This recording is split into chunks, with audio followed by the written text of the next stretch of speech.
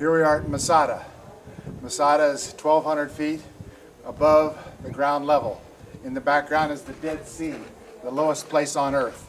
It's a place of the Rift Valley between Africa and Asia, the great rift zone that starts in the south from Lake Zimbabwe up through Lake Tanganyika, up to Lake Victoria and through the Red Sea, up to the Dead Sea and up to the Jordan River. We're way below sea level because the earth cracked.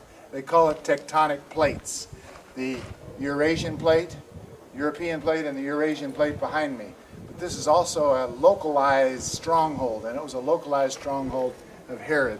Herod wasn't particularly popular because he was assigned by the Romans to take care of the king of the Jews. He was the first king of the Jews. He wasn't, of course, the last king, but in any case, the Jews didn't like him. So he knew that at any point, if the Zealots uprose against him, he would have a retreat strategy, and it was here. And all of these buildings, all of these houses, all of these storehouses were filled with water and food supply to last him through retirement if he got kicked out of Jerusalem, not too far away, about a 3 days walk or a 3-hour bus ride, whichever you're doing, whatever your chariot might be. So here we are at Masada. Well, what happened, of course, is you know the story. In 70 AD, the Zealots, starting out in Caesarea, erupted against Rome, even though they didn't have a chance.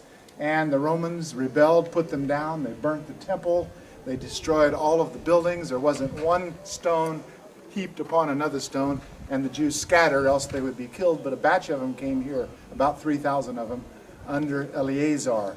And they withheld Pompey and Titus down below, about 1,200 feet below. You can see the depth.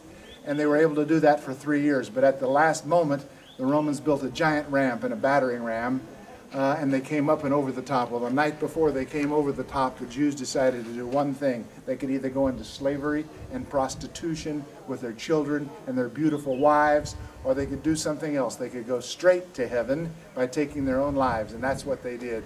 And so they drew lots. Every man killed his own children and his wife, and they drew lots to see who would kill one another.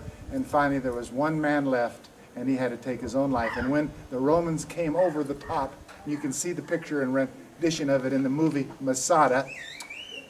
I recommend, just like when we did Jerusalem, I recommended the movie The Temple of Heaven. No, The Kingdom of Heaven. You see that the Romans were shocked. All of the Jews were dead, and they couldn't take any slaves and punish them for the 70,000 soldiers that died here to try to take Masada. So to the Jews today, it's kind of a valley forge. It's kind of a place of beefing up.